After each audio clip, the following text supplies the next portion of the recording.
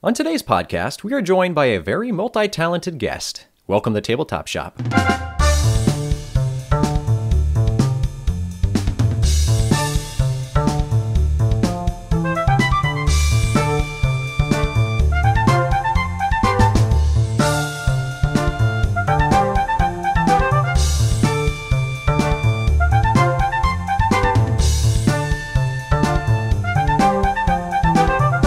Hello, everyone, and welcome back to the Tabletop Shop podcast. I am one of your hosts, Cody Pennington, and joining us today is a special guest who is well-versed in the board game community. This guest is a designer, podcaster, YouTuber, author, and probably a whole bunch of other things. So please welcome to the shop, Mr. Gabe Barrett.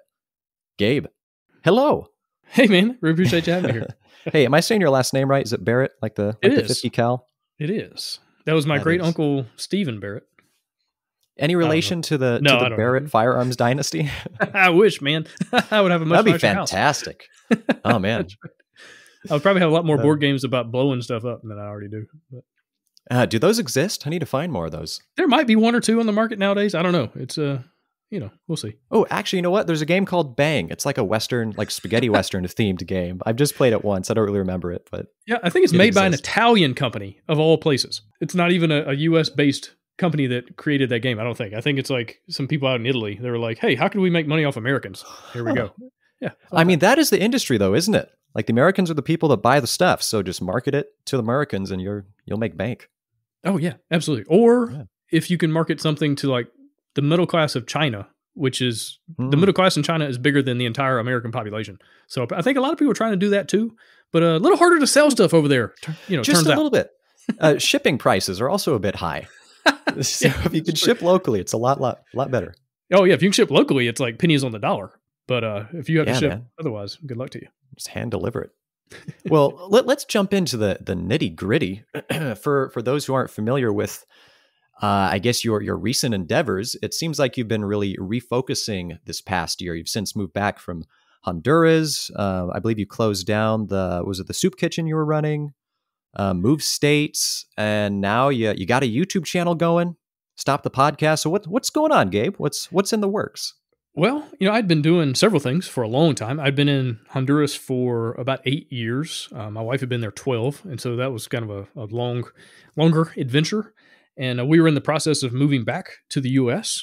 We moved back in March, back to Alabama, where I'm originally from. And I'd also run, like you said, a homeless ministry. It wasn't a soup kitchen. It was like a mission camp where I basically, gotcha. Okay. Like I hosted mission teams from all over the states, and they would, mostly high school kids in their youth groups, they would come to Atlanta, and I would set up all the opportunities, and, we'd go out during the day and serve and come back at night and do different, youth stuff. And Sure. I had done that for 12 years, and I'd run the podcast for 6 years, over 300 episodes. And so, I had done several things for a while, and I just figured, I'm transitioning back to the States. Let's change everything. let's not just change one massive part of my life. Let's change everything at the same time. And so I shut down the podcast, and not because I was burnt out or tired of it. I was still really enjoying it, but I just wanted to do something different. And so that's when I kind of switched over to YouTube, and really wanted to focus more on publishing games as well as designing, and got some more books that I'm writing and in the works. So lots and lots of stuff. Too many good things. Honestly, I've got too many good options in front of me. So my daily process is like figuring out which thing I most want to do, and then saying no to some other things that I really want to do. And it's good problems to have. But it's been an adventure. Well, let's talk about the YouTube channel. Well, where do you want to go with that? Because we know you're a board gaming dude. You've got over 300 episodes in the podcast. But like we were just talking about earlier, it looks like you only have one board game related video so far, and the rest are more perhaps motivational, deeper focused. So do you have an overall picture of where you want the podcast to go? Yeah, definitely. So I'm obviously going to talk some about board games and design and publishing and crowdfunding and all sorts of stuff like that, just because that's where so much of my experience comes from. But I wanted to basically zoom out. And with the podcast, every episode was very, very specific, a very specific guest about a very specific topic in game design or publishing or something like that. And so I wanted to kind of zoom out and do a little bit more general and focus more on creativity and productivity and how to become a better creative person, not necessarily just a better board game designer, and kind of appeal to a bigger group of people. And, YouTube gives you that opportunity. If you can get in good with the algorithm, all of a sudden you have access to millions of people, not just, thousands or tens of thousands, like I did with the podcast. And so, I've been focusing on different things and still trying to figure out my rhythm, trying to figure out exactly where I want to go. And so a lot of the videos I've done lately or done so far have been just kind of feeling it out. And so if you watch them, you'll notice every video is pretty different. I've got one that's all animated. I've got one where it's me and this like alter ego having a conversation back and forth. It's like my redneck inner self. And, I've got several videos that are very, very different. And so still figuring it out, having a lot of fun. And I've got so many ideas, so many things in the works. And we'll kind of see how it goes. And, maybe it crashes and burns. I told my wife when I got started, I was like, I'm going to do 50 videos. And I'm not really going to worry about the numbers or the analytics or, anything so much. Like, I'll look in there and kind of learn from things and adjust. But I'm not going to get super concerned with the numbers until I hit episode 50. And then we'll kind of reassess. And if I've got, 50 subscribers, then maybe I need to do something different. And if I've got a few more than that, then maybe I'll keep going. But anyway, it's been a lot of fun to learn new skills and learn new ways of doing things and then figure it out. Well, at the time of this podcast, I think you're pushing 1,000 subscribers on that channel. So it's not a bad start. Yeah, that'll work. It's nice when you can start ahead, and I already had this audience built up through the Board Game Design Lab, through the BGDL Facebook community. I mean, that community's got 12,000 people in it. Yeah, man. So if I could bring over, a small percentage of that, then all of a sudden I've already, started with some numbers. And that's another thing. I've actually got a video in the works that talks about unfair advantages. And that's something that I think about a lot, is like, what am I already set up for success in doing, and not necessarily starting from scratch, starting from ground zero, like where am I already starting with a head start and how do I lean into that? And I've got a pretty funny story that goes along with that. I can either share it here if you have time or hit it, man. We got time. Okay. So when I was playing football, I played football in college at a little cow college called Auburn University. And we had one of the greatest strength coaches in the nation. This is a guy that made a ton of money putting giant human beings into the NFL. Like that's what he was really, really good at. And we had a lot of guys go from Auburn into the NFL, do really well. And he was really good at making you bigger, faster, and stronger. And he was kind of a madman. He was a bit of a mad scientist. And he would come up with these kind of ludicrous exercise programs and different things that we were doing. And one of those things I'd never seen, never heard of, and even to this day, I don't know of anyone else that does this. I've never seen it in any other school or program. It's called pushing boards. And you take a 2x4 that's about 3 feet long and you put it down on the turf and you push it. Like you've got it, you're holding onto it with 2 hands and your butt's up in the air and you're just pushing this thing as hard and as fast as you can. And, you might go 10 yards, 20 yards, whatever. You would go as far as Coach Yox wanted you to go until he got tired and then he'd blow the whistle. And so we would push boards and we would do that pretty regularly. And it's a hateful thing, especially in Alabama. It's 120 degrees on the turf. Like it's awful. But one thing I found so interesting and I couldn't figure out was we had a quarterback, a guy named Neil Cottle, and he was very, very intelligent. He was one of those guys. It wasn't like the greatest athlete, but the dude just had a brain that was on another level as far as like understanding how to play. And he would always finish first or near the first place when we were pushing boards. And he wasn't particularly fast. He wasn't super strong. He wasn't like an athlete, but yet he was always in the top, either number 1 or 2 in finishing through the line, pushing boards. And I never could get it. I'd be like, dude, I am so much faster than you, but you're way ahead of me. And I don't understand. Well, fast forward, I don't know. I'm a senior at this point, like winding my time down. And Neil at the time, he's a year younger than me. He's a junior. And I think we got to the last workout that I was going to be a part of, like right before, my eligibility ran out. And I asked him, I was like, Neil, you got to help me understand. Like I would ask him all the time, like, hey man, how do you do this? And he never would tell me his secret. And then he's like, hey man, it's your final workout. Let me show you. And we walked over to the big pile, the big stack of 2x4s. And he kind of walked around behind the giant stack and he reached under and he kind of pulled out the board that apparently he always used. And he showed it to me and the board had a curve. Like he was working with less surface area than the rest of us. He literally had less friction to deal with, which is why he could go so much faster. And it's like, and then it all made sense. And I was just thinking about that story the other day. I was like, that was an unfair advantage. Like he knew where that board was and he would always put it back. He would always hide it so that he was the only one that could get it the next time we did that workout. Clever. And so, just thinking through like, what is my unfair advantage? Like what is my curved 2x4 that I can lean into, as opposed to being on the same, level ground as everybody else. Like, how can I start off ahead of the curve, ahead of the game? Literally a curve in this case. And just like everybody's got that. Like, everyone's done things, you've experienced things, you've gone through stuff, whether it's through school or through some life experience or something that sets you up for different kind of success with something else. Like, we all have those things if we really just sit down and think about it. And so, like, what is your unfair advantage? And then how do you lean into it, and how do you go from there as opposed to starting from scratch? And so anyway, something I've been thinking a lot about, and I'm working on a little YouTube video to share that story and share some other things as well. And so, anyway. Well, the thing about that particular quote unquote unfair advantage is that you still did the work to make that audience in the first place. You're just leveraging that system. Oh, yeah. So I mean, it was 6 years. You still earned it. Good work. Yeah, definitely. But if I was going to be like, I'm going to make a cooking YouTube channel, it's like, well, good luck to you. I'm going to start with 0 subscribers, and maybe 3 people from the BGDL community would be like, yeah, I'm interested in cooking. Hey. But unless I was making like over there, right? Well, if I'm making like meeple cakes or dice shaped brownies or something like that, maybe. Ooh, dude, industry idea right there. You need to patent that. No. I think there are like board game related cooking channels on YouTube. I've seen those, but I have to find one now. Yeah, but it was a little bit easier when I'm talking about things that are already interesting, hopefully, to game designers and people in the industry. And so hopefully I'm starting off with a little bit of an unfair advantage there. Sure. Well, yeah, it's for those ones that are more motivational or talking about the deeper parts of life. I think those are just as relevant, especially for the game designer. Game designers are going to go through all sorts of grief and frustration and, dare I say, adversity. And you're just trying to figure out how to make this thing work. You're going to be running into all sorts of walls and you need that encouragement. Maybe that self-reflection of why am I even doing this right now? Well, should I keep going?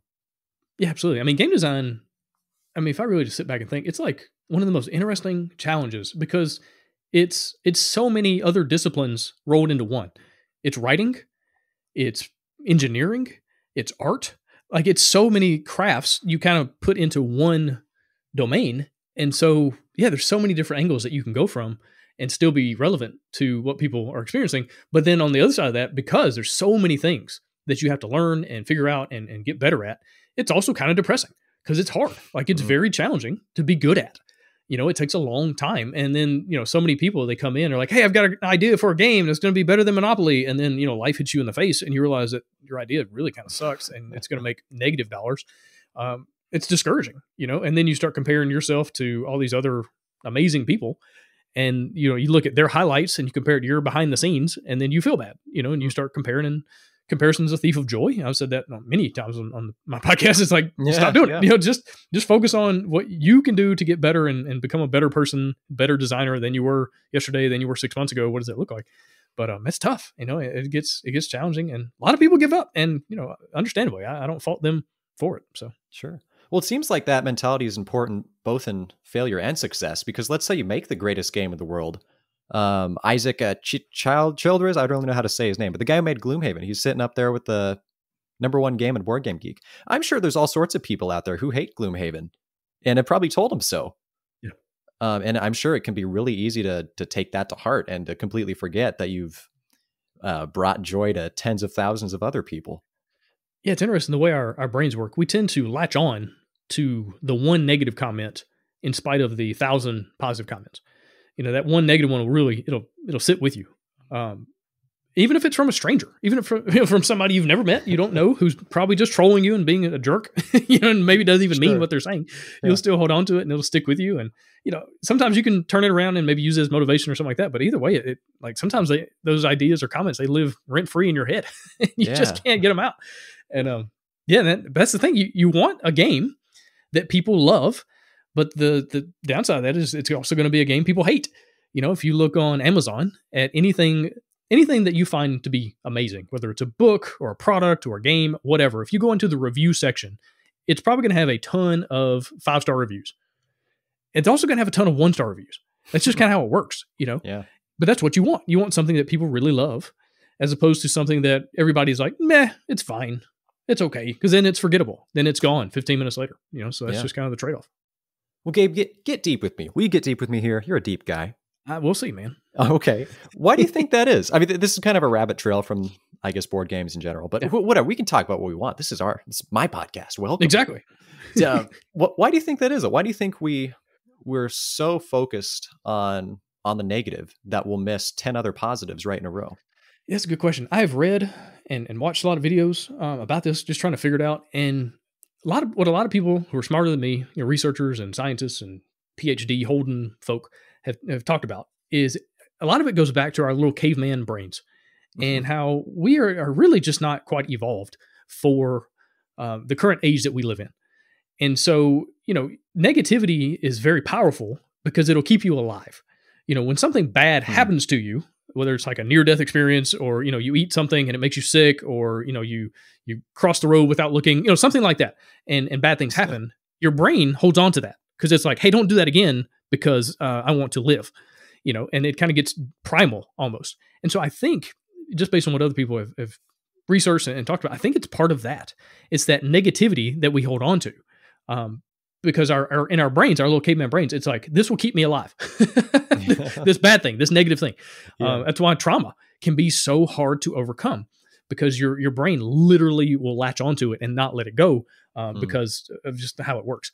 And so I think there's something going on with that. I also think that, especially for creative people, we have a hard time believing positive comments, positive reinforcement or compliments.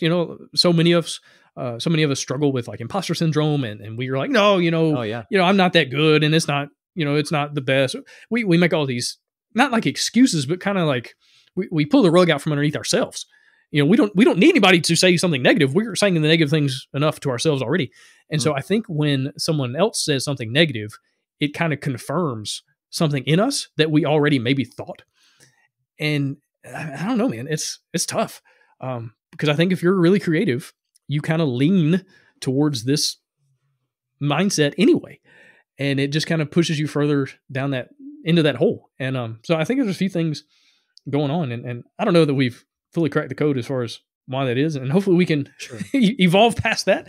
Hopefully all these young kids that are growing up with the internet as a daily part of their lives, there's a lot of good and a lot of bad that goes with that.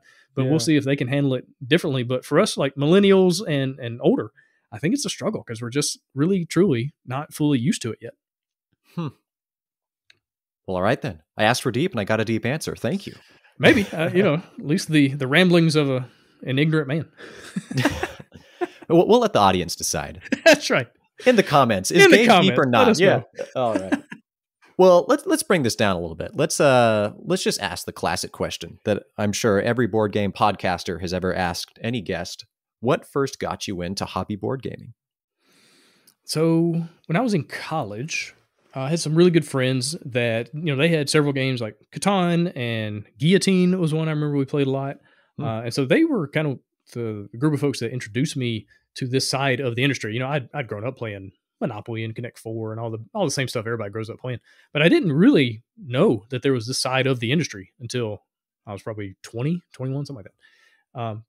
And so, that's kind of what got me into it. And then, like so many other people, was down the rabbit hole at that point. And we started playing D&D and we were playing that every week. And then eventually just kind of got into the design side of things. I'm one of those people that if I do anything for any amount of time, I have a tendency to want to create it myself. Like if I start reading a bunch of books, I'm like, I want to write a book. If I want, that's why I don't play video games. I mean, I don't want to start trying to design video games. I just don't have that time. Oh man. But that's a whole new realm right there. Yeah. That's just a whole nother level. And so anyway, playing a lot of games and then turned into designing games and now publishing games. So anyway, it's kind of how I it's almost like a stair step. You can guarantee if I start doing anything, I started watching a lot of YouTube videos and now I'm making YouTube videos. Like that's just how it goes. Oh man. With my brain. You got to be careful then. That's a responsibility right there. Yeah, it really is. Like I have to be very careful about where I put my time and energy because I have a tendency to latch on to things and I see them to their conclusion, and 301 episodes of a podcast later, it's like, okay. That was a thing that happened. Yeah. So, anyway, I mean, that's not a bad virtue to have, man. More of us need that. The dedication to just make a thing happen and then stop, not because we're bored or tired of it, but just because we choose to. Right.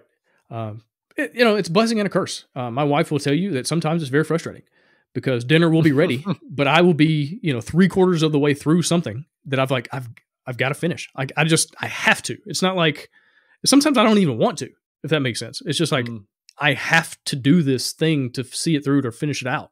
and then I'll come eat dinner in a little bit when it's cold and everybody else has gone to bed. But but I get things done at the same time. So, you take the good with the bad, I guess. Sure. Well, what are some of the games that defined your board game journey? Like any notable ones that stuck out that got you thinking like, I like board games? Oh man, I don't know. I mean, D&D was a big one because it was so daggum fun. Sure. I would love to. That's another thing I haven't really dove into is trying to design a RPG. It's a whole other realm of things that it's like, maybe later, not right now. But it was just so much fun to get around a table with a group of friends and us to have this adventure. And you never knew where it was going to go. You never knew what was going to happen. Some hilarious things happen. Some tragic things happen to our characters, not to us individually. But, sure. Yeah, okay, good. Yeah. But it was just so fun. And that's, I think, what really started getting me into wanting to create those experiences for other people.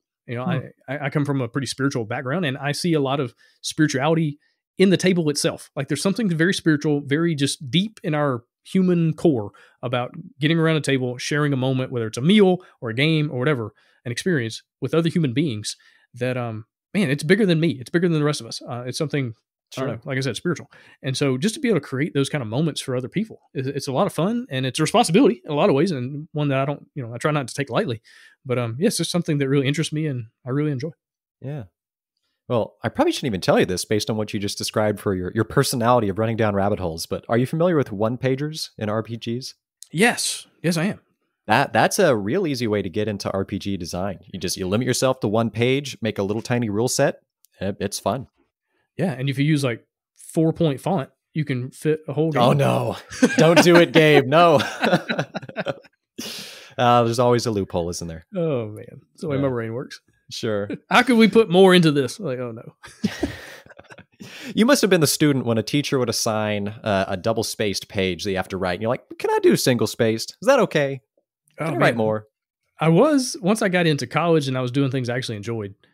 I majored in English, majored in creative writing.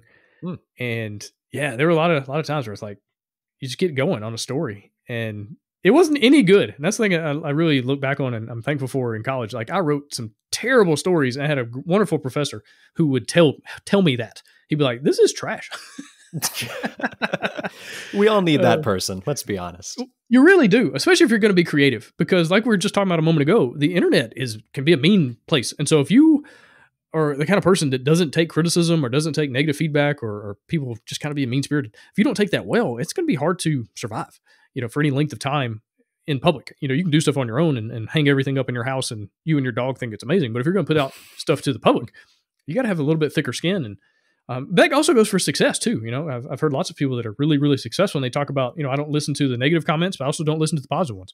I've got a handful of people around me that I listen to and I trust them. And that's kind of what I use as my North Star, so to speak. But Dale Ray Phillips, that was my professor in college. And he was an amazing writer himself. He's written some really good books. But I remember one time I wrote a story and it was like 25 pages long. And I was really proud of it. And it was about a professional wrestler. And it was this fun story. And I remember I turned it in and he gave it back to me. And there was only comments on like the last 3 pages. So like the first 22 pages, there was nothing in red.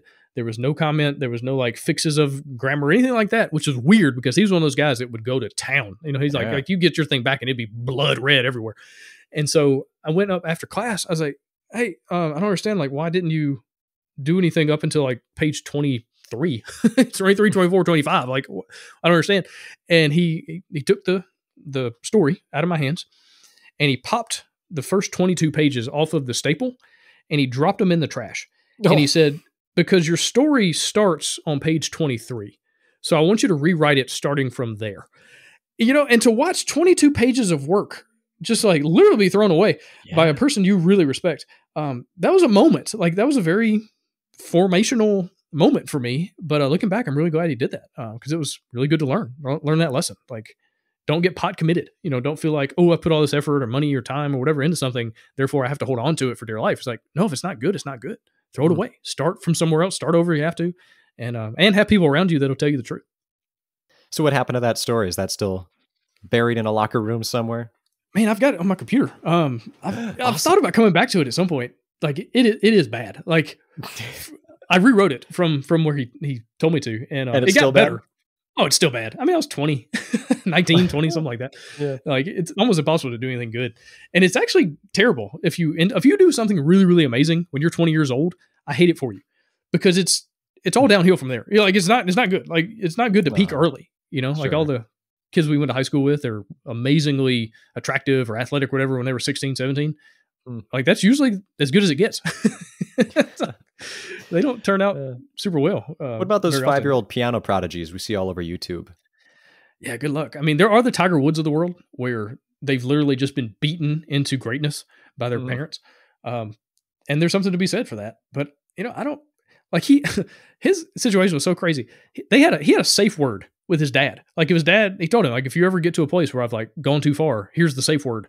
Like that was the relationship they had, and as far as I know, Tiger never used the safe word. Like he would just endure through all the crazy training that he went through with his father. And again, it turned into him being one of the greatest golfers of all time. But you look at his life off the golf course, and it ain't exactly something I want to emulate. You know what I mean? And so, you have to look at things like at what cost? The cost of greatness, the cost of being really, really good, really, really young, and what does that actually take from you? Not only what does it give to you, but what does it remove from you as well? So anyway, things to just be aware of. Yeah. In the words of Jay Cormier, fail faster. Yeah, absolutely. I love Jay. And he knows, man, like he's designed some amazing games. And he gets it, and he's super busy. He's another guy that's like got kids and he's got a day job working at Best Buy. He's like somewhere in the management. Like, he works like, I didn't know that. He does like, let's say he does like video stuff for them and like advertisements and commercials, I think, if I remember correctly. And so like it's a real job. It's not like him, standing next to the iPhone kiosk, be like, hey, can I help you? Like, no, it's a real, like he goes to work and works all day, So I should throw away all my dreams of hoping to just live off of income from a podcast then? Is that what you're saying? I mean, if you're doing a board game podcast, you better have some other skills, man. Like you better be writing books and making games. Massive audience. Yeah, it's hard. It's just not that many people. Yeah. You're talking about you've niched down so far that there's just not a ton of possible listeners, Sure. So it's tough, but I mean, it is possible. I mean, but that's okay. That's okay. Extent, so. See, this is my genius plan. I got it all thought out, and obviously nothing can possibly go wrong. But I like designing games too. I don't have anything published yet, but I like designing games. And the thought in the back of my head was, well, wouldn't it be a lot easier to cater to an audience or do a Kickstarter or something if I already had an audience built up from some sort of media? So I'm like, okay, there it is. Yeah, it makes a lot of Obviously, sense. That's still slow going, but never know. Well, I mean, again, you're starting not at zero. Like even if it's 1, it's not 0. So I think there's something to be said for that. Sure. And even though it's something I ran into, I built up a pretty decent size audience with the BGDL podcast. I ended up with it's somewhere around 2.3 million downloads or something like that at this point, which it seems like a lot to me. I don't know where that stands in the grand halls of podcasting and podcasting in general. That's like a drop in the bucket compared to like, the really big shows. But in the board game space, I feel like that's a pretty decent number. But one thing you also run into though is not everybody cares about your game publishing side. You know what I mean? And so, so you're kind of shotgun blasting it out. But another thing I learned though is people, they want to reciprocate. So like I had this show that people felt like they were getting value out of. And then when I would put a game on Kickstarter, it would be something that they weren't necessarily interested in. Maybe it's a solo game, they don't play solo games. Maybe it's a theme that they don't care about, whatever.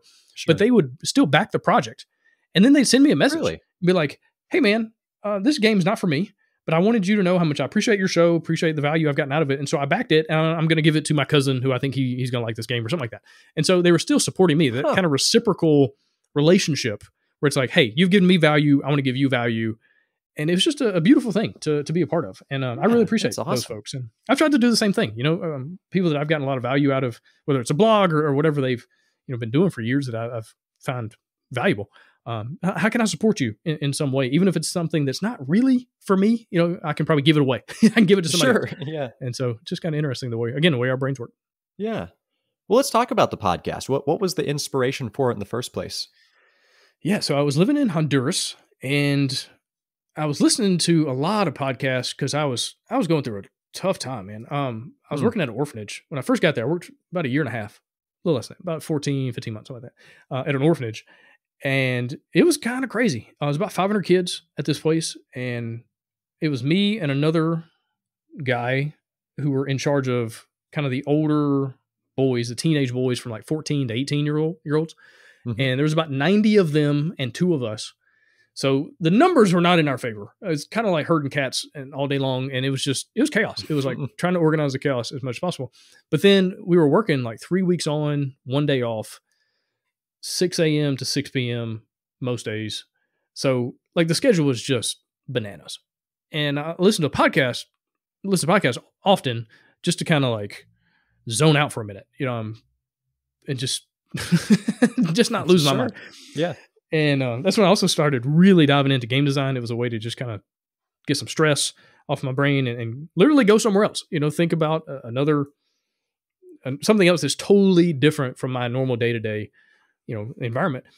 And then let's see, a little over a year of doing that. I transitioned out of that and I started working with an organization that kind of helped kids transition out of orphanages and get job skills and life skills and go to college and stuff like that. And then all of a sudden I had time. And I had a little more free time to do other things. And so I really started diving into game design at that point. And then I got a better internet connection, which was pivotal in being able to do anything media-wise. There you go. And that's when I started the podcast. Honestly, because it's one of those things like I wanted something and I couldn't find it. So I was like, well, I guess I'll just make it.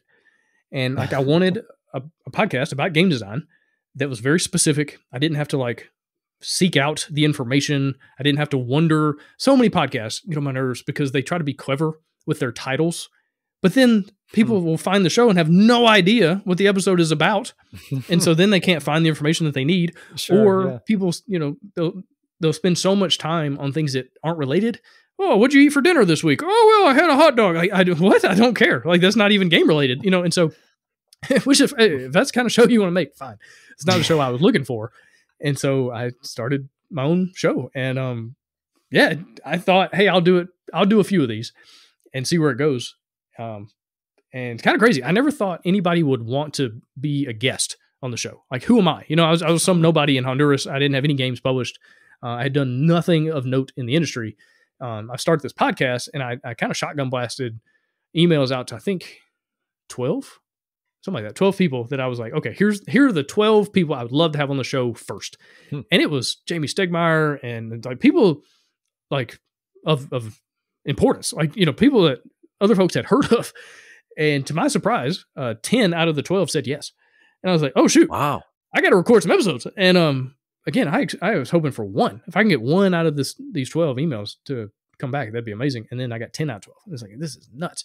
And then it was off to the races after that. And so Jamie Stegmeyer was on the first show, and Luke Laurie was on the first episodes. Rado was one of the first episodes. And so it was just kind of crazy. And it was, a ton of fun. And I think that was another thing that really helped. I had that good start, I guess is a good way to put it. Like, I launched and I had these people that were amazing that I was like kind of in awe of that wanted to be on the show, and that helped. And then people started listening, and that was kind of helpful. And it's momentum. It's once good things start happening, it leads to more good things, and you kind of get juiced up a little bit more, and it's easier to go when those things happen. So I was just kind of fortunate in that way. Now, would you say that was an unfair advantage? Man, that's a good question. I will say something that really helped me was I had spent so many years talking to people, and mostly people experiencing homelessness in Atlanta, where I had, a million conversations. So many times where I would just sit down with a stranger, someone I'd never met before, didn't know anything about them, and we'd talk. And I would try to be helpful, trying to have a conversation of figuring out, okay, what do you need? How can I be of service or of help to get you in a better place, right? Whether it's you're looking for a certain program or a certain shelter or whatever it is. Like, I had so much information about Atlanta and homelessness. And so I'd go into these conversations like with an idea in mind of like, how can I help this person? But then you never knew what was going to happen, because some of these folks are high on drugs. They're drunk. They've got some mental illness going on. They've got some PTSD happening. A lot of them are veterans. It was, you never knew what you were going to get. And so having all those conversations really made it easier when I started doing a podcast where I was sitting down, talking to a stranger, trying to figure things out. Never knew what was going to happen. Not quite as hot and cold, not quite as polarized, I guess, of conversations. But that definitely helped. That was an unfair advantage, I guess you might say. That I had all those years of experience going into podcasts. And I still had to learn all the technical side of things and microphones and in Honduras, there are no soft surfaces. Every house is made of concrete and concrete, Oh with a man. little extra concrete. And so I had to figure out sound because, man, it was like the first couple test things that I ran, it was just an echo, and it's like I was in a barrel. Sure. So anyway, a lot of things I had to figure out and learn, but a lot of How did things you I fix that? Just like hang underwear up on the walls or something, absorb the sound? And yeah, every blanket in our house would be in. I used to record in our bed, my bedroom, and so every blanket in the house, like all the comforters off the kids' beds, everything, I would just pull into there, and they'd be wow. on the floors, and I would hang them up over the curtain rods alongside the curtains, and just pile them up near me. And then I bought a bunch of sound panels off Amazon when I was in the States one time, and just kind of the sticky ones. So I had those stuck up, and then I bought like one of those. Let's say I bought two of those, like those kind of like a science project poster board kind of thing that like folds out and you kind of stand it up on a table. You know what I'm talking about? Oh, sure. Yeah. Yeah. I had a couple of those that I would put right behind my computer, right behind my microphone, that were just covered in sound panels, and just basically made like a little makeshift sound studio. And had a little roof that would go over me. And so I would be in darkness, just a shadow. Luckily I'm not recording video or anything, but Yeah. I just kind of figured it out. And yeah, I don't, for the most part, I don't think you can tell. I don't know that there was a big difference in the sound quality, going from Honduras back to the States. So Awesome. Well, way to just make it work, man. That's how you do. yeah, that's what you got to do. And that's the thing. If I can do this from Honduras, like other people don't have any excuses. With bad internet, with no money, with no like clout or anything to my name, to just start. I think that's the main thing. Just Yeah. you don't know if you don't try. If I never sent out those emails, I never would have gotten Yeah. anybody to return the message. And that's the thing. That's another thing, that just confidence, almost ignorance, really. Being ignorant of the odds being stacked against you, and just doing things anyway can be super helpful. Man, I kind of ran into the same thing with Nate and I starting off the podcast. Again, we're still pretty new. I think it's maybe 3 months old now. Yep. Some of the earlier episodes, we were just talking to each other like, man, wouldn't it be cool if we could like actually get some designers on the show someday? Like, Shem Phillips, wouldn't that be awesome? Yeah. They're like, I feel like we'd arrived. We got Shem Phillips. And then Nate went off to Germany to get married, and he's been gone. And so I just started trying to find contact information for various designers, publishers, other board game, social media people. And I was just really pleasantly surprised with how many people responded in the affirmative that were just willing to come on the show. Like we just had Shem Phillips on the show. Jay Cormier and Graham Johns. I talked to Ben Maddox, I think last week. And I don't know how much of that is an ode to the prestige of our podcast, because it does not really exist. I think a lot of these people are just much more accessible than we realize.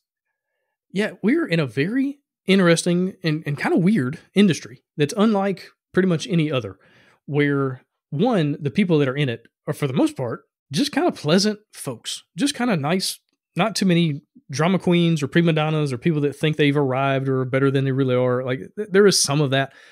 You find it on Twitter for sure, but for the most part, it's people that are just kind and they want to help other folks. There's not a lot of like quote unquote trade secrets like in a lot of other industries where everybody is just so afraid, so worried that their competition is going to find out some secret and then they're going to do it. And now I can't do it and I can't make as much money as I used to and all that. A lot of people that are in the industry realize we're all working to the same end, and that's to bring in more gamers and then make the gamers that are already here make their experiences just amazing, because the more you do that, the more people come in and the more games get bought. The rising tide, and it raises up all the ships, because it's not like if I work at Ford, I got to make sure that people buy Ford trucks, because if they go out and they buy a Dodge, well, they're not going to come to my, my dealership the next day and buy one of my trucks. They've already got a truck. But with a game, if I can get them to buy any game, the odds of them going to the game store tomorrow and buying another game is pretty good. And then all of a sudden they've got a whole wall of games, and so it makes sense for us to, try to bring in more and more people. But then also we have this amazing resource called Board Game Geek, where you literally can access every game designer on the planet and send them a direct message, and they're probably going to see it. Like what other industry? Like if I wanted to interview Steven Spielberg, like where do I go? Where do I go to like send Steven Spielberg a direct message to see if he'll be on my podcast? Like it doesn't exist. Right. And so it's just an interesting kind of juxtaposition of really positive things that work out for podcasters or YouTube folks or whatever. It's just, I think it helps that we're all just a bunch of nerds too. Oh yeah. Like we get it. We all get it. Yeah. We're all awkward in some ways. And yeah, we're also banded together with this one thing, like no matter what your political views or where you live, whatever, like everything kind of falls away when we can all sit at a table and have an experience. Right. And we share that. And no matter what we don't share otherwise, we've shared experiences. Like, and if you've played Catan, I've played Catan, we've both experienced that, and we can have that in common, and we can remember moments and different things that have happened. And so, yeah, again, it's just something that kind of brings everybody together differently than other spheres. Like most industries just aren't like that. And so it's a fortunate thing for us. Yeah. Well, back to the podcast. Oh yeah. Good. No, your podcast, not my podcast. Who cares Oh, about my that? podcast. Oh, okay. Yeah. When I started researching it, listening to some of the episodes, I was surprised to hear good old Eric Summerer's voice doing the intro and the outro. And from what I could tell, it didn't sound like you started off with the Dice Tower, but at what point did you get picked up by the Dice Tower? Oh, I don't remember. It was fairly early on though. I sent Tom, again, just sending out emails. I sent Tom a message because they used to have a show kind of similar to mine. It was way more scripted though. But they were still talking to designers and publishers, but it was like the exact same set of questions every single episode. And it got kind of boring, if I'm being totally honest. That's one of the reasons I wanted to create the show I did. I was like, this is not doing it for me. But I don't remember how many episodes they ran. But anyway, it stopped. They, went on to do something else. And so I sent Tom a message. I was like, hey man, I got the show. It kind of fills the gap that your network now has. And, I think we share values and we're both trying to accomplish the same things. And, would you be interested in me being on the network? And he said, yes. And I was like, oh, okay, cool. And then that allowed me to reach out to Eric Summer and be like, hey, I'm part of the Dice Tower network now. Can I get a little sweet intro and outro? And yeah, man. I can't remember how much he charged me, but it probably was not near what it should have cost. And yeah, it worked out. That's awesome. I love that. Well, okay. How often were you turned down by guests then? Sounds like you've had some great success stories here, just reaching out, getting good responses, but I'm sure there were people out there just like, meh, or even just didn't respond. Yeah, well, there's a lot of no responses. A whole lot of no responses. And I'm assuming because the email maybe went to junk or, people were busy or, whatever. Or, a lot of folks, they just don't want to talk about themselves. I found that to be the case several times where someone maybe would respond and be like, hey, I just don't enjoy this process. I don't like talking about myself. Don't like talking about my games. It's just kind of weird for me. I'm not any good at it. I don't want to do it. Hey, fine. No worries there. Not a problem. I would rather you tell me that on the front end than find out halfway through an episode where I'm like, this is a nightmare. And so, but that was very, very rare. Only one time, and I'm not going to call out the designer, but only one time did someone send me a message back and they were like, sorry, I'll only come on the show if you pay me. Like it was oh, wow.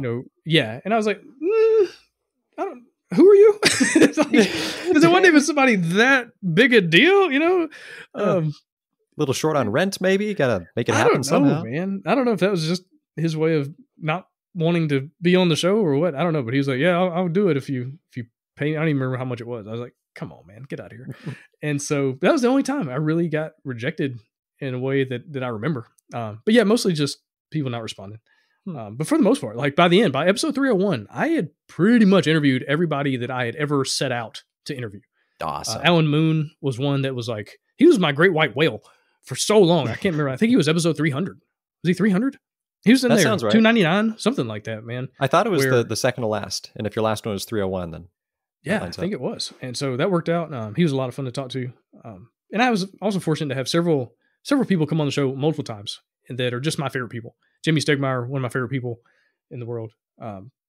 Peter C. Hayward, another one of my favorite people. And just have great conversations that we almost just kind of picked up where we left off. All right, last episode we talked about this and we're going right into this other thing, 6 months later. Yeah. And just got to know people a little deeper than I would have otherwise. And so, yeah, it's a lot of fun. Did you have anyone else on the list that you never got around to getting them on your podcast? I don't think so. I mean, I had a list of like, hey, this would be cool. Like a pretty long list of, oh yeah, that person, they designed this game. That'd be cool. We could talk about this topic, whatever. But as far as like my Mount Rushmore of who do I want on the show, I think I got everybody. I think so. That's awesome, man. Yeah. That's a good nail to hang your hat on. Yeah, yeah, I'm very, very proud of the work and the effort and everything that went into it, and just the community that came up around it as well. Just such an amazing group of people to share game design life with, and just try to help them, and they help me, and yeah, it's just been a lot of fun to be around that community as well. That kind of came out of the show. Yeah. And I'm sure you were able to walk away from your podcast too, perhaps feeling fulfilled, no regrets, not closing that door on anyone else you may have wanted to get on the show. Yeah, yeah, absolutely. And like I said, it's kind of like a Barry Sanders moment. Leave people wanting more. Don't get to a point where you've kind of punched out. You're phoning them in and stuff like that. It's like you're burnout. Yeah. It's better to leave a year before people think you should retire than a year after. Yeah. Well, how about this? Let's transition to the games you've actually produced. What was your first published game? First published game was a Dexterity 4X family weight game called the Final Flick Tier, where you had dice that were like your ships, and you had these neoprene mats, and you were flicking your dice around to land on planets, and then you would get resources, and you would attack other players, and you're building a tech tree and things like that. That was the first game that ever got published. I don't think I've ever heard Dexterity put next to 4X for a game. Yeah, it's rare. There is another one called Ascending Empires that's a much heavier, kind of deeper experience. But I think those are the only two that I know of that are like Dexterity 4X games. Huh. Awesome. How did that go? Like, what was that like? Did you feel like you had arrived once you saw the entry on Board Game Geek with your name next to it? I mean, I don't know. I'm one of those people that I try not to have those kind of things because it can be dangerous, right? Because then, like, if it doesn't happen, then you get that kind of depressing failure feeling. Sure. And one thing I found is like when I have those kind of milestones set up, a lot of times I'll reach them, and then it's kind of empty. It's like, oh, I thought I would feel different. I thought I would feel better or whatever. And so I found them so often to be hollow. And I've talked to other people that have done like amazing things. Like I've got friends that played at Auburn and won a national championship. They're the best football team in the entire country as far as college goes. And it's like, oh, well, I mean, it was cool. It's fun. I got a ring, I got some experiences. I got to be on TV, whatever. But it wasn't what I thought it was going to be. And so I feel like a lot of times we put too much emphasis, too much weight into these accomplishments, and it turns out they're kind of hollow. And so I do my best to not even really like set goals, like not even really put those things out there, but to create systems. I don't want to put something out there and say, okay, when I reach that goal, I'll be successful. I want to create a system that makes success inevitable.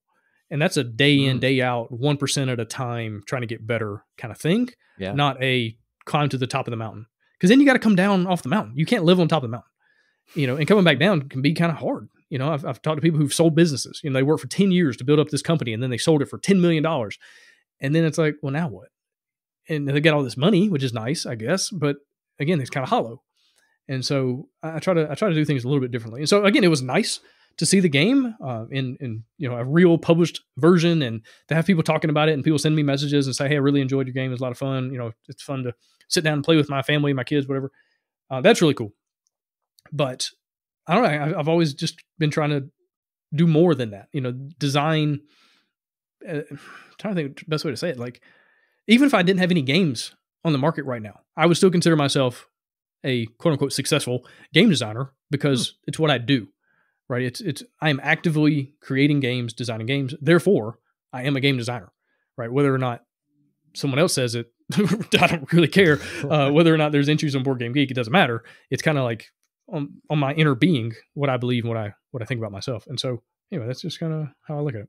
Yeah, that's well said. I think that's a great way to approach it. Let that be a lesson to all of us. Well, let's move forward then. Tell us about the inception of Robomon, your most recent project. Yeah, so that's an interesting one. For years, I have wanted to play a Pokemon style game that really felt like Pokemon, which is hard because Pokemon is a massive experience. There's a lot going on. There's a lot of different things you kind of have to do to make that happen. And it's too big. It's too big a scope typically for a game to accomplish, because most games you play in 60 to 90 minutes, and, it's 2 to 4 players, and it's coming from a company that's trying to put out 20 games this year or 10 games this year. And so, they don't have that much time to focus on individual games. They got, try to get a lot of them, through the pipeline and stuff like that. And so Yeah. it's a hard experience to accomplish. And also, it just takes a lot of effort design wise. Like, there's a lot of problems to overcome. And so it's kind of interesting. Like, I started a game years ago, around the time Zelda Breath of the Wild came out. I wanted to make an open world board game. And I had a really good conversation with Jamie Stegmaier years ago about this. And he's been working on one as well that I am so hoping he can bring to light one day. And I really hope that other people get to find out about this game that I know about and I can't talk about. I'd love that. Come on. Oh, man. And so anyway, we had great chats about it. And I started working on one. It was, high fantasy, kind of Lord of the Rings style. And I ran into so many problems that I just didn't know how to overcome. I just did not have the design skill set yet to figure out a way around the broken issues in the game, the way things weren't working and whatever. And so I put it on the shelf. I was like, maybe one day I'll come back. Fast forward several years.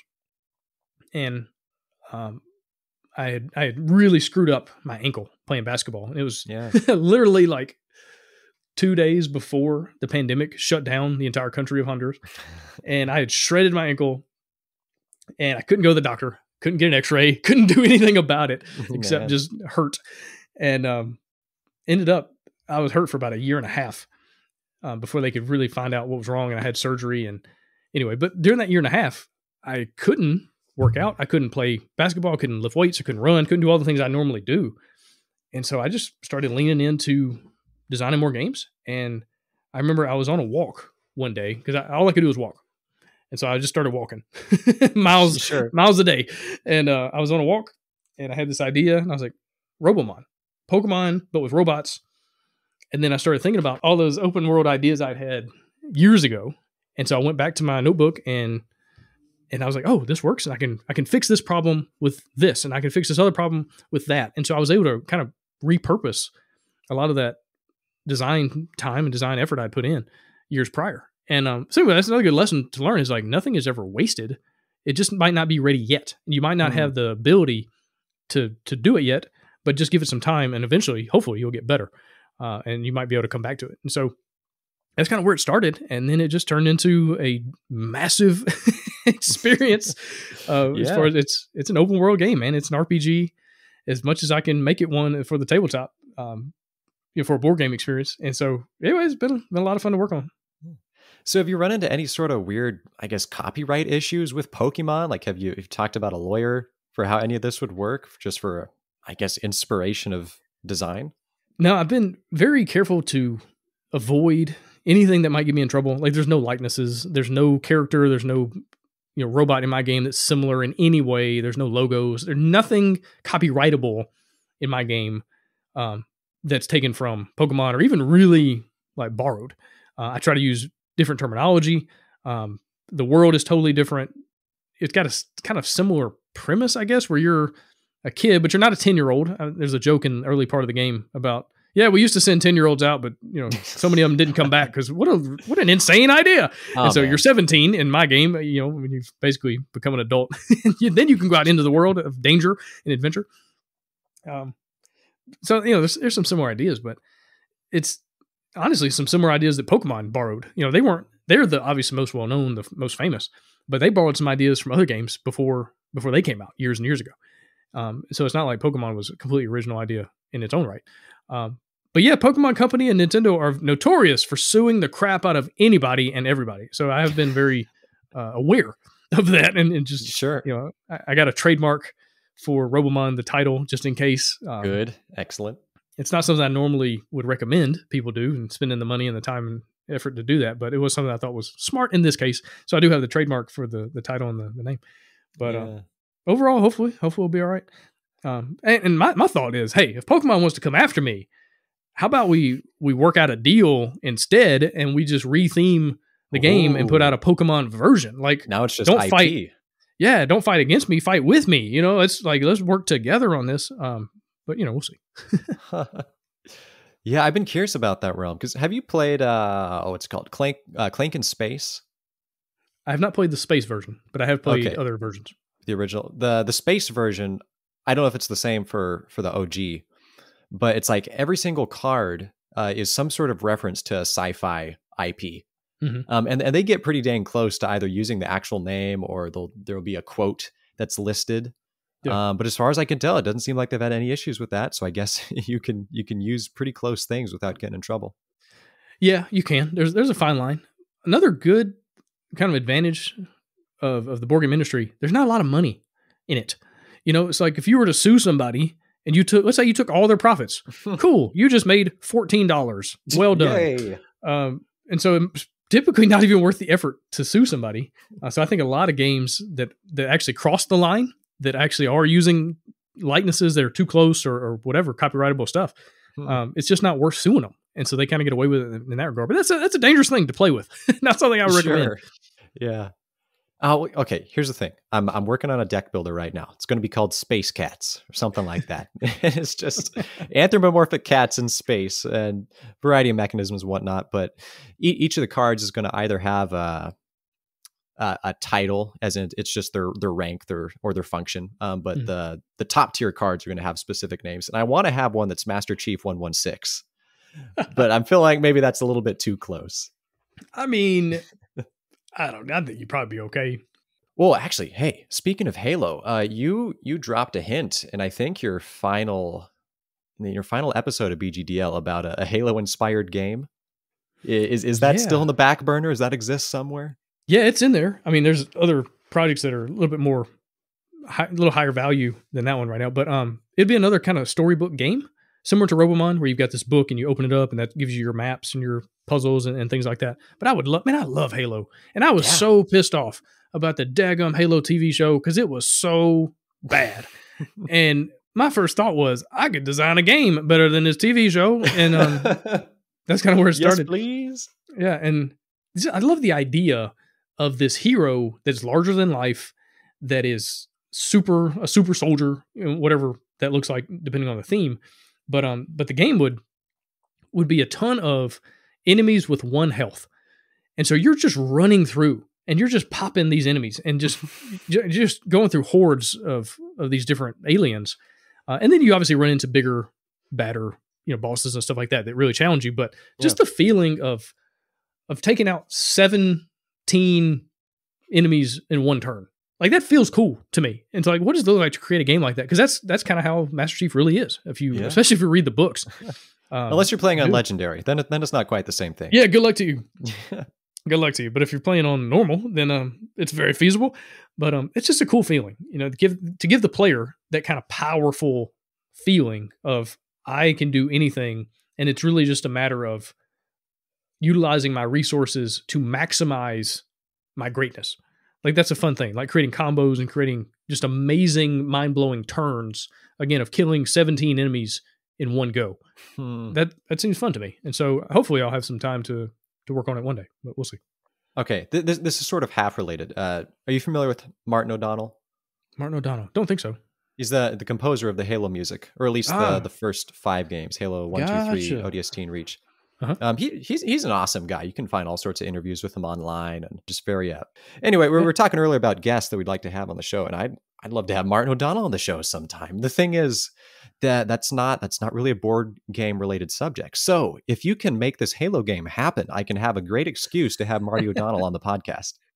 There you go. Although, I mean, music can enhance board games. I mean, you can shoehorn this thing in. But like with Robomon, I was very aware that the music of those games is such a vital part of the experience. And so every area, every different like battle map type zone, environment, whatever, they all have different music. And you just scan a QR code on your phone and it will play a chiptune, 16-bit song based on that area. So a cave, it sounds like a cave. It sounds like it would in a Pokemon style game. And so, music can definitely enhance an experience. I've seen Red Raven games. They've done, something similar with music. Back in the day, I feel like it was Last Night on Earth and those kinds of games that used to come with a CD that you could play and have like the ambiance, the music in the background that they would include there, right there in the box. And so, you could make this work. Sure. Or even the app-driven games. Like, I don't know if you played Mansions of Madness or Journeys in Middle Earth. Same company, but just a app-driven game that they've all got their own little mini soundtracks in there. Yeah, exactly. Yeah, it's awesome. Who'd you get to write the music for Robomon? I just went online. I found people that make this kind of stuff.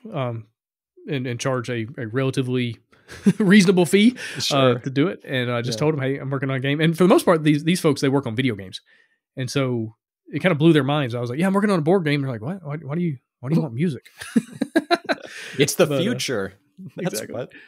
But yeah, they did a great job. And the good thing about these kinds of games, it's really just like a minute and a half of music, and then it loops over and over again. Well, I mean, that's all you need. Exactly. Oftentimes people don't even notice. It's right. It makes it a little easier and cheaper to not need a 5-minute song. Well, because a lot of those people, they'll charge you by the minute of music, you know. Right. I'm not sure if that's how it was for your experience. Yeah, it was. You know, it's one of those like up to 90 seconds is this amount, and then over 90 seconds up to 3 minutes. You know, so you kind of have these ranges. So yeah, you know, 89 seconds. That sounds excellent. Perfect. Well, let's wrap this back around to another deep question with Gabe Barrett. I should just reframe this entire podcast. Just call it "Getting Deep with Gabe." Something like that. I don't know. Maybe it's too clickbaity. But this is something I was just thinking about today, and I thought you might want to weigh in. And what are your thoughts about taking board gaming too seriously? Like, what's the point where you ask yourself, am I a little too wrapped up in this hobby? Is the high point of my life just getting a new game each week? You know what I'm saying? Right. I think it depends on a few things. One, it depends on like what's your actual goal. Because there are a lot of people that are in the industry that are really just collectors. Like they're gamers to a certain extent. They enjoy playing games, but they really love collecting. They want to have beautiful, basically works of art on their shelves. They want to own things. They want to have the all-in for a Kickstarter project. They want to have all the little miniatures and the extras and the Kickstarter exclusives and things like that. They're a collector. And so you could look at that and go, hey, you've got 50 games on your shelf that you've never played. So, I mean, that might be perfectly fine with it. I mean, it just depends on what your goal is. You know, everybody's got hobbies and people collect all sorts of things. People collect stamps. You know, people collect shot glasses. I mean, there's a zillion things that you can collect, and no one's like, "Oh, you've never drunk out of that shot glass." Like, who cares? It's not the point. No, it's not the point. And so, so I think it can be context. But I will say, if you find yourself flipping tables because you lost or because something happened in a game, maybe you're taking it a little too seriously. I think, but that's a little deeper. It's not even about the game at that point. You've got some deeper issues as far as like what's going on that would get you to a point where you're so angry about a game, you know, a 60-minute experience, probably with friends or family members, that angered you so much that now you can't talk to the other people or, you know, you flip the table or whatever. So I think that would be a thing you might want to take a step back and reassess your life if you're getting to that point. Yeah.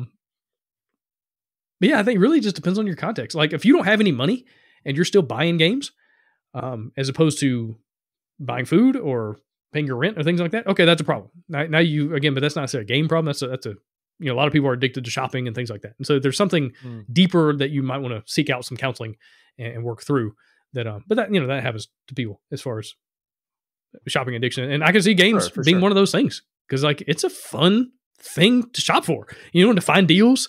And, you know, we just had Black Friday, Cyber Monday and all that stuff, like to go online and find the deals. And like, that's really what some people, that gets them going, you know, and you just gotta be careful and it doesn't, you know, overtake your life in a negative way. Well, I mean, there's always new games coming out too. That's the thing. Yeah. Probably each month you could hear about a new one that you get all excited about or a new Kickstarter you can jump on board. Right. And they're limited. Like so many games don't get printed more than like 2,000 copies. Like that's nothing. Like there are so many games that have one print run, a couple thousand copies, and you'll never see it again. And so I understand why people would want to collect them and you know, get them on Kickstarter and stuff like that. Yeah. This is a transition, but you've written a lot of books. Yeah. Seems like mostly pretty ministry driven, but you also have the Board Game Design Advice, which is the compilation of all the ancient board game wisdom that you've gathered over the years. But and I know you mentioned you were an English major, right, in college? Yep, that's correct. So did that just kind of lead into writing books? I mean, like what got you on the path of actually publishing? Yeah, so I mean, I hated writing up until I was a senior in high school. Didn't enjoy it. Didn't want to do it. Didn't think I was any good at it. And then I had a really great English teacher. I had a really good one my junior year who kind of started opening me up to the idea, but my senior year especially had an amazing English teacher. And he just encouraged me a lot and kind of set me on this path. And he's the reason I ended up majoring in English in college. And I was also playing football, and I was like, let me do something that's not super difficult. Like I had teammates that were like pre-med majors. I was like, what are you doing? How in the world are you slamming your head into other human beings at full speed and then going to take tests to become a doctor? Like that boggles my mind. And my thought was, well, I mean, I already speak English, so how hard can English be? But anyway, so I majored in it. And, there a true word has been spoken. I mean, how you fail English when you speak English? But I loved writing, and took a lot of creative writing classes, and just kind of went from there. I wrote my first book my last semester of college. I was done playing football. All of a sudden, had all this extra time, and I was like, I guess I'll write a book. Yeah, and that's the first book I ever wrote, and then just kept writing. And anytime kind of get enough interest or enough ideas, enough information, I'll turn it into a book and see if it can help other people or whatever. And like you said, a lot of them have been like ministry focused about, spiritual stuff, following Jesus and things like that. But then, recently I've been writing a lot about board games. I wrote one about crowdfunding. I've got another one called Find the Fun that I've been working on lately. That's hopefully going to come out kind of early to mid 2023. That's kind of okay. if you're a new designer, if you're just getting into the hobby, it's a book for you.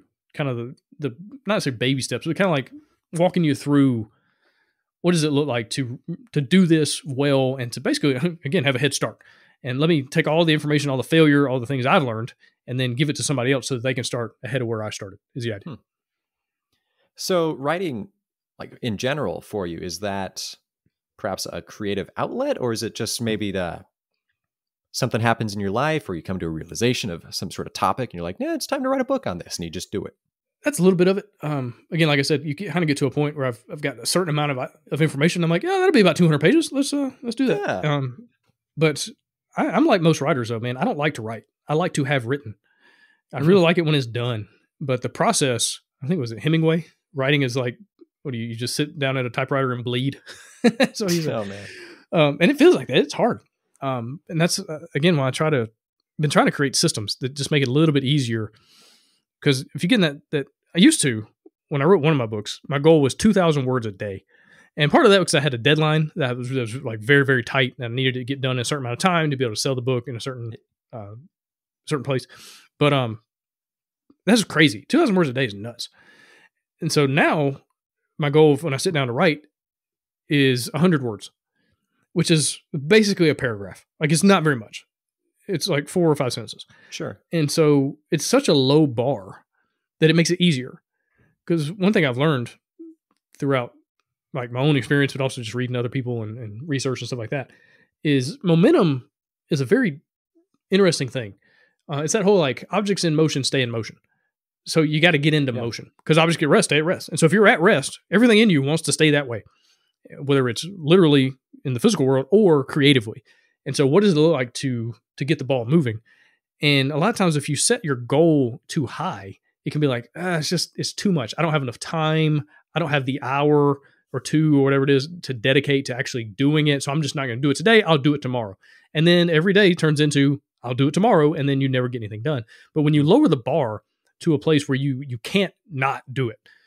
I've told the story several times on my own show about this guy who wanted to get into shape, and he wanted to swim. He'd ridden bikes, he'd ran, he did different things. He's like, swimming. He kind of decided was like the best thing he wanted to do. And so his goal on a daily basis, Monday through Friday, was get into the pool. And that was it. It wasn't swim a bunch of laps. It wasn't, do this many strokes in this much time. It was just get into the pool.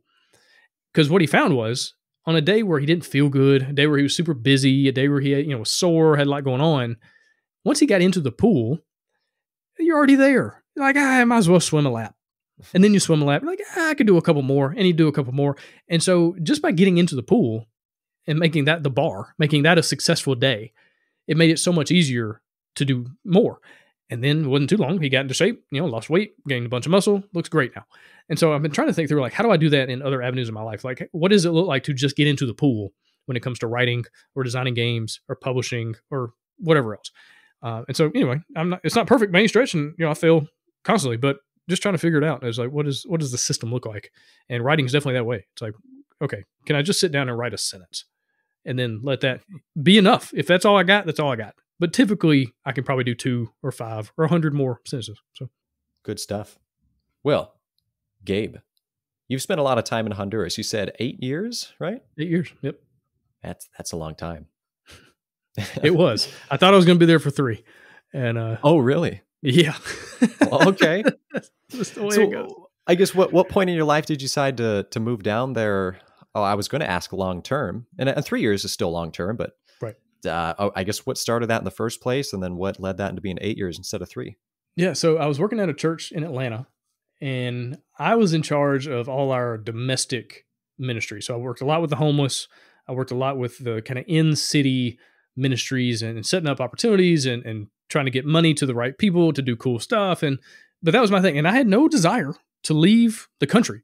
The only reason I had a passport was because I had tried out for some Canadian football teams. And, if you're going to go to training camp, you have to have a passport. So I was like, let me go ahead and get a passport. But other than that, I had no desire to leave the country whatsoever. My thought was they don't play the right kind of football out there and they don't have Chick-fil-A. So what do we do? I got everything I need right here. The two primary reasons to decide anything. I mean, honestly. And the church had a missions pastor. He was my boss and he did all the international stuff. So he went to India and Honduras and Kenya and he would lead these mission teams. He'd be gone for weeks at a time. And he did some pretty cool stuff all around the world. And I was happy for him. And he'd come back with pictures and stories and we'd go out and eat lunch at Chick-fil-A and he'd tell me all about it. And I'd be like, that's cool, man. I'm glad you had that experience. And anyway, this team was about to leave to go to Honduras. And about, 3 days before they left, my boss, he came to my desk at the church and he said, hey, I've got this family emergency that just popped up and I'm not going to be able to go on the trip. And so I need you to go instead. And I was like, come on, man. I got stuff to do. I didn't know a single person. There was 25 people going. I didn't know a single person. I had not been obviously to any of the training meetings, any of the fundraisers, nothing. Yeah. And now I'm in charge. I'm organizing all these little details. I'm preaching a bunch of times. I got to write all these sermons. It's what? And so anyway, I was not happy. I was not excited about this trip. I didn't know. Go ahead. At that point, how big was the commitment, time frame that he was dropping on you? Was that 3 years right there? No. That was just a week. It was just a mission trip. Oh, okay. Yeah. That would be something else right there. Okay, a week. That's a little better. Yeah, exactly. And anyway, I remember getting on the bus at 5 a.m. The morning we're leaving to get on, go to the airport. I'm just I don't want to be here. And I remember just kind of having this little moment of prayer. I'm like, God, this better be a cool trip because I didn't even know where Honduras was. I didn't know where is it on a map? I have no clue. And anyway, we get down there and we're working at this orphanage and. That week, I ended up meeting the woman that I'm now married to. As it turns out. Pretty good trip, you might say. Yeah, you might say that. And the crazy thing is, she's from Fort Payne, Alabama. I had to go to Honduras to meet another girl from Alabama. And we grew up so close to each other. Our high schools used to play each other in sports. That's how close we were growing up. And so anyway, she'd already been there several years. And so, let's see, that was the September. And then we got married the following September. And all of a sudden, I had a greater desire, you might say, to go international.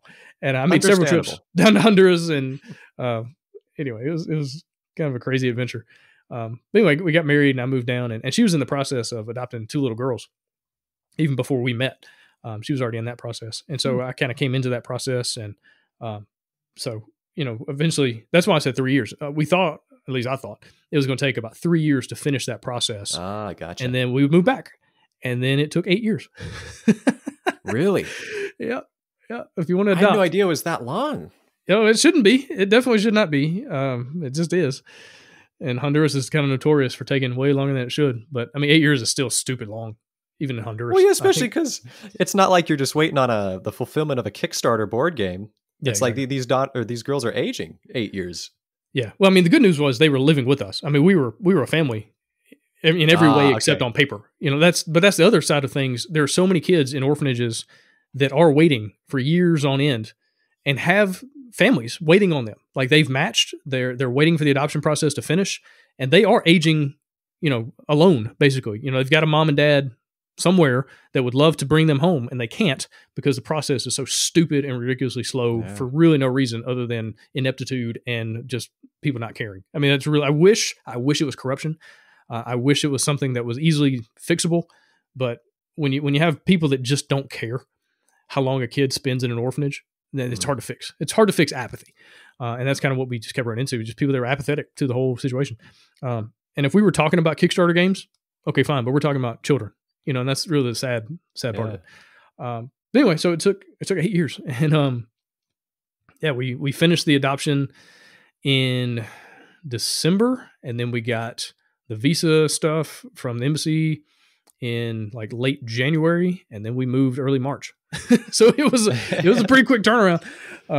So you haven't even been officially in the homeland for a year then? No, not yet. This is the first Thanksgiving, and this will be the first Christmas that I'll be able to spend in the U.S. in 8 years. So that'll be nice. So how are your daughters adjusting? What do they think? Oh man, it's like they've been here the whole time. It's kind of crazy. Part of that was we lived on campus at a school for the last 5 years and around a lot of North American folks, also a lot of Hondurans, but also, a lot of North Americans. So they've kind of already assimilated in certain ways to culture. And just kind of being around us, all day, especially because of COVID, they're at home all day, every day. Yeah. So, that kind of helped. And so they've kind of gone right into it and playing sports. And one daughter is doing dance and ballet and different things. And another daughter is, she was playing soccer, just got done with the C League soccer team. And she's gotten into all sorts of arts and craft stuff. And we've got 2 other kids as well now, 2 younger ones. Yeah. But everyone's had a great time. The only person that struggled in moving back has been me, which has been kind of crazy. Yeah, I think. Not even your wife? No, she's been fine. It's been kind of hard. It's hard to make friends, especially as an adult and moving to a new place. And, she's been out of the country for 12 years and she didn't get to come back home very often. I was coming home during the summer to work. And basically I would make enough money during the summer that we would live off of, the rest of the year. Yeah. But I think that's what was so challenging for me. I was so used to being in the States alone that now I'm not. Like now I have to run everything through a different filter. Because used to, I was in the States and somebody called me, hey, you want to go do this thing? Yeah, let's go. Because I didn't have to think about anybody else or nothing. But now it's like, well, wait a minute. Let me think about, okay, we got soccer game, we got dance, and my wife's doing this. Like there's a million other things. Yeah. And so that's been a fun little challenge to overcome. And so strangely enough, I've had the hardest time transitioning, but it still has been, it's been great. Just figuring things out. I mean, first I was confused, but now that makes sense. So you left and then returned as a family man, fully fledged. Yeah, absolutely. Absolutely. Wow. That's another thing's kind of funny. So the day I got married, let's see, we went on a honeymoon, went to Mexico for a week, and then I moved to Honduras. And so in one decision, basically in one moment, I went from single to married. I moved, I changed jobs. I went to a new country. I started speaking a new language, and I became a dad in like literally a blink of an eye. And so that was and I think that's another reason, like when I came back to the States, I was like, well, I've done this kind of thing before where I've just upended every aspect of my entire life and it was fine. So let me just do it again and let me try completely new things. And, all that. So I think that's, again, you kind of go through something. You're like, oh, that didn't kill me. I can do it again. It's fine.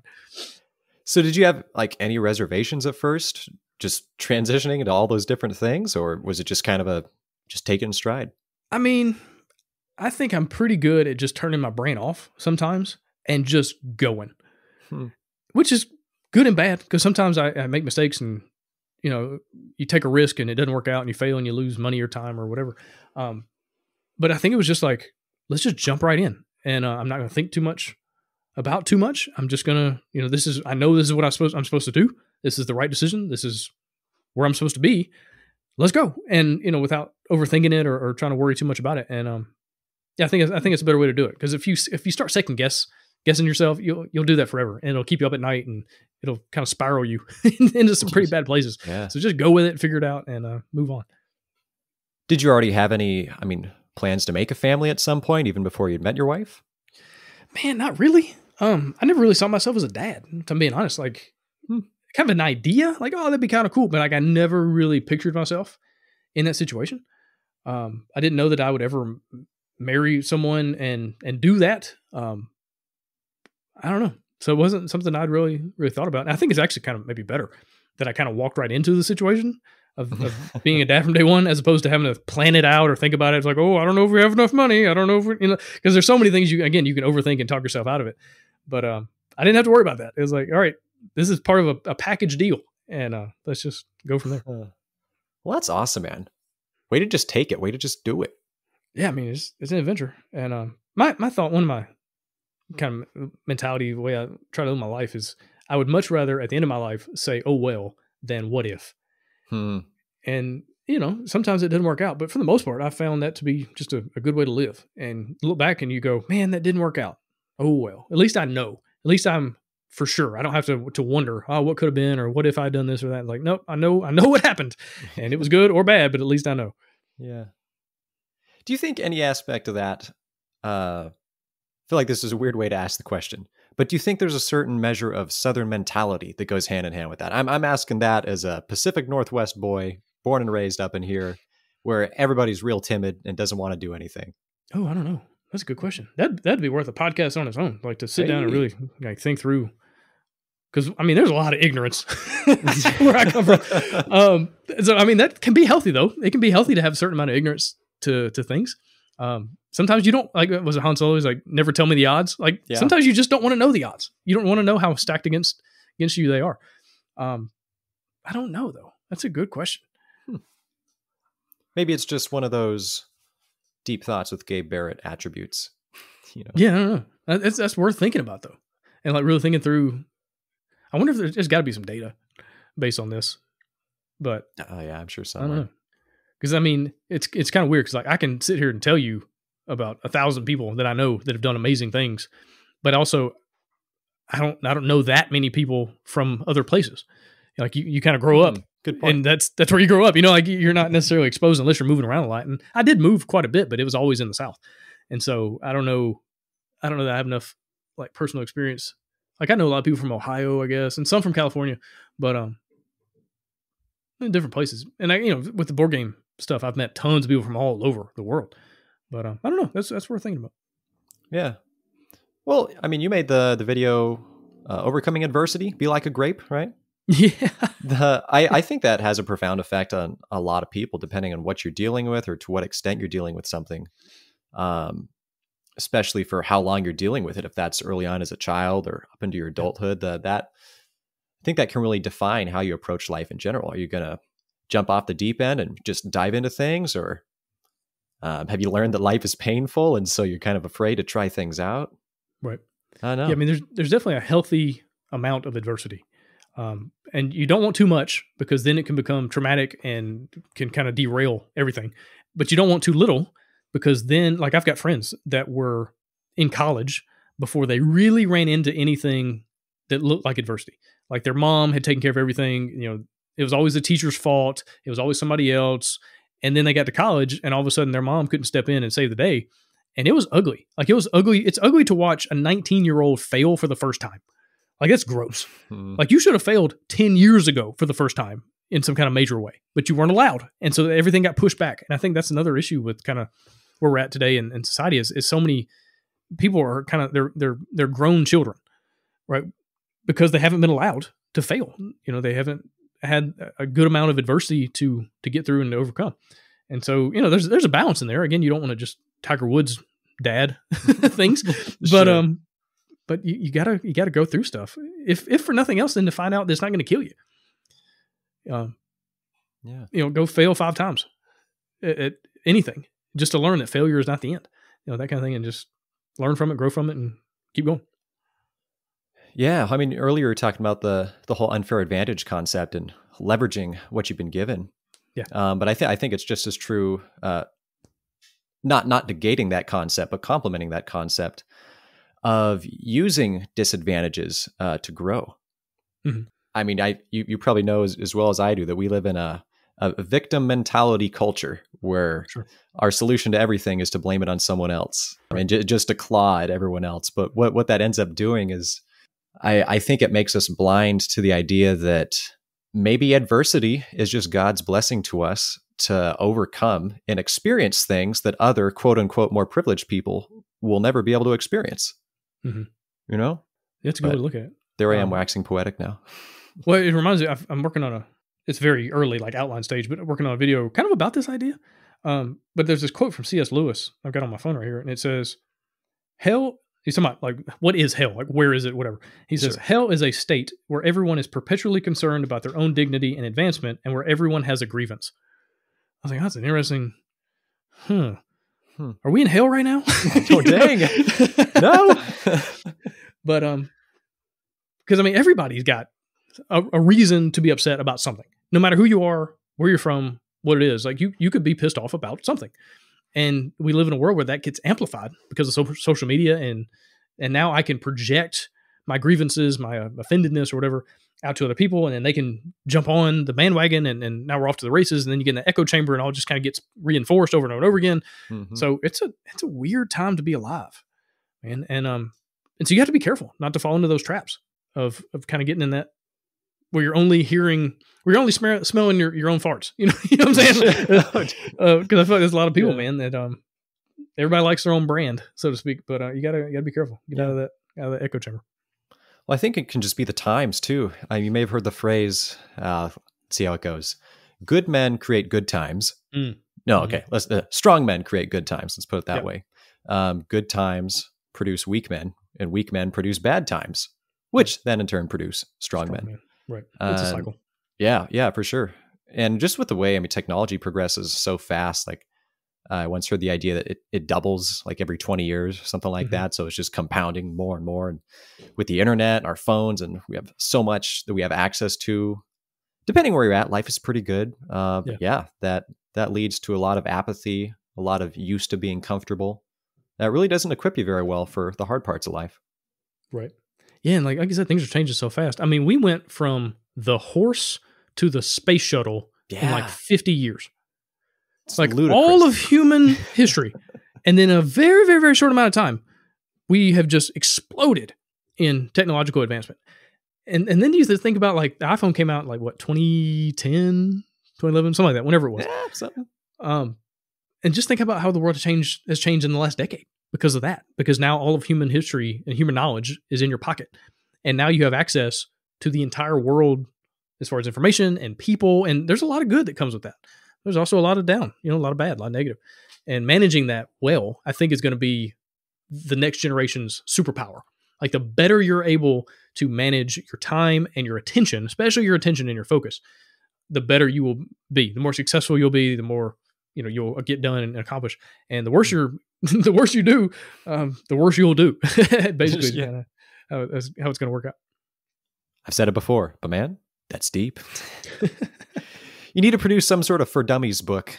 I don't know what it would be about. Life for dummies? How about that? No, I don't know, man. Yeah, I got to build up my my YouTube channel more and get a book deal, and we'll see. Yeah. Looking forward to it. Well, we've been dragging people through this podcast for quite a lot of minutes. Although I suppose if they're still here, maybe they're just enjoying the content. But let's cap it off with, where would you like to direct people who want to further support and explore what you're doing? Yeah, definitely. Well, if you want to check out Robomon, you can just type that into the old Google search bar, and it should pop up the Game Found campaign. You can late pledge, late back that campaign at this point. And then let's see, the YouTube channel. If you just go to youtube.com/@ the @ symbol, and then my name, Gabe Barrett, it'll bring that up. The podcast still going. I'm not taking it down. It's still on the servers. And so, 301 episodes that people can check out if they're interested in game design. That's just the Board Game Design Lab. And you can find that on, iTunes or wherever you listen to podcasts. So yeah, those would be the main places. Now, if you're a game designer and you want to get involved with the community, just get on Facebook and, look for the Board Game Design Lab community and come on in. Again, we've got 12,000 plus amazing people that are wonderfully encouraging and helpful and answer questions. And I just love being in there. It's basically the only reason I use Facebook at this point. It's like, why am I here? It's just for game design. And it's just a great community to be a part of. All right. Well, Gabe, it has been a genuine pleasure conversing with you today, sir. Cody, really appreciate you having me on the show. Thanks for tuning in, folks. This has been the Tabletop Shop podcast featuring our special guest, Gabe Barrett. If you enjoyed this content and want to see more, please leave us a like and hit that subscribe button and leave a comment to let us know what other special guest you'd like to see on the show. Thanks for stopping by the shop.